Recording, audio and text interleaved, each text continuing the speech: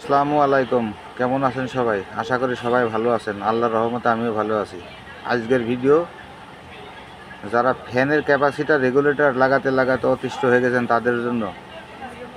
পুরো ভিডিওটা দেখলে হয়তো আর ফ্যান নিয়ে সমস্যায় থাকতে হবে না। ফ্যানের ক্যাপাসিটার, ফ্যানের রেগুলেটর নষ্ট হওয়ার কারণ আছে। কোনো কারণ ছাড়া কোনো কিছু নষ্ট হয় না। আপনি যত দামি রেগুলেটরই লাগান আর কম দামি রেগুলেটরই লাগান, এটা টিকবো না। ক্যাপাসিটার যত দামি লাগান নষ্ট হতেই থাকবে। তারপরেও এমনকি ফ্যানের কয়েলও জ্বলে যেতে পারে। ফ্যানের কয়েল জ্বলারও কারণ আছে। কোনো কারণ ছাড়া একটি সিলিং ফ্যানের কয়েল অন্তত সহজে পুড়ে না। সর্বপ্রথম দেখবেন আপনার ফ্যানের পাখায় ময়লা আছে কিনা। যত অতিরিক্ত ময়লা থাকে, বাতাস হবে আস্তে, ফ্যান গরম হবে ও গরম বাতাস হবে। এতে রেগুলেটরের উপরে চাপ পড়বে, রেগুলেটর নষ্ট হতে থাকবে। ক্যাপাসিটারের উপরে চাপ পড়বে, ক্যাপাসিটারও নষ্ট হতে থাকবে। এরপরেও যদি আপনি ময়লাটি পরিষ্কার না করেন, তাহলে হয়তো আপনার গরম হতে হতে আপনার ফ্যানের কয়েলটি বাদ হয়ে যাবে। ফ্যানের পাখাগুলি অবশ্যই পরিষ্কার রাখবেন। দেখবেন আপনার পুরাতন ক্যাপাসিটারে ঠান্ডা বাতাস হবে এবং ফ্যানের স্পিড বাড়বে 100%। আপনার ক্যাপাসিটার লাগানোর প্রয়োজন নেই। আগে ফ্যানটি পরিষ্কার আছে কিনা, তারপরে দেখবেন ফ্যানের পাখাগুলি টাল আছে কিনা। ফ্যানের পাখা যদি টাল থাকে, বাতাস কম হবে এবং রেগুলেটরের উপরে চাপ পড়বে।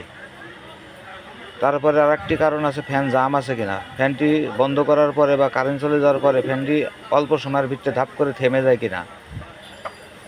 ফ্যানের ভিতরে কোনো শব্দ হয় কিনা। ফ্যানের ভিতরে যে শব্দ হয়, অবশ্যই ফ্যানের বিয়ারিং চেঞ্জ করে নেবেন। ফ্যানের ভিতরে যে শব্দ হয়, আস্তে আস্তে জাম হবে, ঘুমের মাঝে টের পাবেন না। জাম অবস্থায় লাইন দেওয়া থাকলে কয়েলটি জ্বলে যাবে। ফ্যান জাম না হলে, বিয়ারিং নষ্ট না হলে কোনো সময় ফ্যানের রেগুলেটর, ক্যাপাসিটার বা কয়েল সহজে নষ্ট হয় না। হ্যাঁ, রেগুলেটর নষ্ট হয় বা ক্যাপাসিটার নষ্ট হয়, কিন্তু এত ঘন ঘন নষ্ট হবে না। কয়েক বছর চলবে। একটি যদি ভালো মানের ক্যাপাসিটার লাগান, একটা ফ্যানে কয়েক বছর চলে, এমনকি 5 বছর পর্যন্ত চলবে। ফ্যানের পাখায় কোনো রকম ময়লা রাখা যাবে না। এগুলি ভালোভাবে সবসময় পরিষ্কার করবেন। অবশ্যই শুকনো কাপড় দিয়ে পরিষ্কার করবেন। যে একটু মুছে দিলেই কিন্তু পরিষ্কার হয়ে যায়। আর দীর্ঘদিন ধরে যদি পরিষ্কার করা না হয়, ওটা জং ধরে, মরিচা ধরে, ওটা আর উঠতেছে না। অন্তত 15 দিন বা 1 মাস পর পর একদিন হলেও পরিষ্কার করবেন ফ্যানের পাখাগুলি। দেখবেন আপনার রেগুলেটরও নষ্ট হবে না, ফ্যানের বাতাসও ঠান্ডা থাকবে, ক্যাপাসিটারও টিকসই হবে। আর ফ্যানের বিয়ারিং যদি খারাপ থাকে, ফ্যানে শব্দ করলে ওই ফ্যান চালাবেন না। ফ্যানটা অবশ্যই ঠিক করবেন যে কোনো মিস্ত্রির কাছে, ঠিক করার পরে চালাবেন। বিয়ারিংয়ের কারণে ফ্যানের কয়েল নষ্ট হয়। ফ্যান জাম থাকলে ফ্যানের কয়েল নষ্ট হয়, ক্যাপাসিটার নষ্ট হয়, রেগুলেটর বাস্ট হয়। আশা করি আমার এই ভিডিওটি সম্পূর্ণ দেখলে আপনার ফ্যান নিয়ে হয়তো সমস্যা থাকবে না। আমার কথাগুলি ভালো লাগলে অবশ্যই ভিডিওতে একটি লাইক দিবেন ও কমেন্ট করে জানাবেন। আর আমার চ্যানেলটি যদি সাবস্ক্রাইব করে না থাকেন, অবশ্যই সাবস্ক্রাইব করে দিবেন। আর সাবস্ক্রাইব করে থাকলে অসংখ্য ধন্যবাদ। আমরা কি করি, এই যে সামনে শীতের দিন আসছে, শীতের ভিতরে একটানা 3 মাস ফ্যান বন্ধ রাখি। 3-4 মাস যা শীত থাকে, ফ্যানের দিকে আর খেয়াল থাকে না। পরবর্তী গরমে আসলে ফ্যানের সুইচ দিলেই ফ্যান নষ্ট, ফ্যান আর চলে না। ফ্যানের ভিতরে শব্দ করে বা একবারে স্লো করে। অবশ্যই অন্তত সপ্তাহ বা 10 দিন বা 15 দিন পর একদিন 10-5 মিনিট করে ফ্যানগুলি চালাবেন শীতের দিনে। তাহলে আপনার ফ্যানের কয়েল নষ্ট হবে না। আমরা কাজ করি, এই কথাগুলি বলা আমার ঠিক হলো না, কারণ মিস্ত্রি ভাই হয়তো আমার উপরে রাগ করবে। মানুষের তো ভালো উপদেশ দেওয়া ভালো।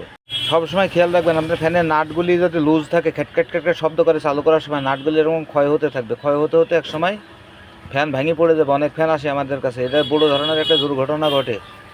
অবশ্যই দেখবেন যে আপনার ফ্যানটা চালু করার সময় ক্যাট ক্যাট ক্যাট ক্যাট শব্দ করতেছে কিনা, বাড়ি খেতেছে কিনা। ফ্যান জাম থাকলে কিন্তু এই অবস্থা হবে, এই নাটগুলো এভাবে খেয়ে যাবে। নাট মাঝে মাঝে চেক দিবেন।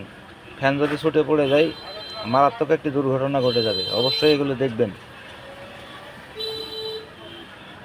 ভাই। ফ্যান রানিং অবস্থায় পড়লে মারাত্মক দুর্ঘটনা ঘটে। আর ফ্যানের ক্যাপাসিটি সবসময় 2.5 লাগাবেন, 3.5 লাগাবেন না পুরান ফ্যানে। যদি বেশি পুরান হয়, তবে বড় আগেকার মডেলের ফ্যান হলে আপনি 3.5 লাগাতে পারেন।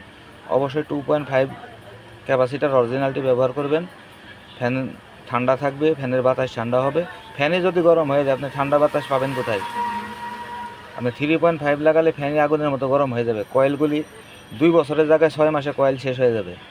2.5 মেড ইন থাইল্যান্ড ক্যাপাসিটার লাগাবেন। হয়তো দাম নিতে পারে একটু বেশি, কিন্তু জিনিসও তো ভালো।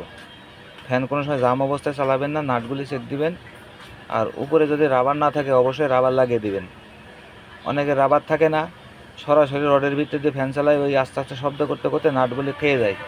নাটগুলি ক্ষয় হয়ে গেলে কিন্তু ফ্যান খুলে পড়বে।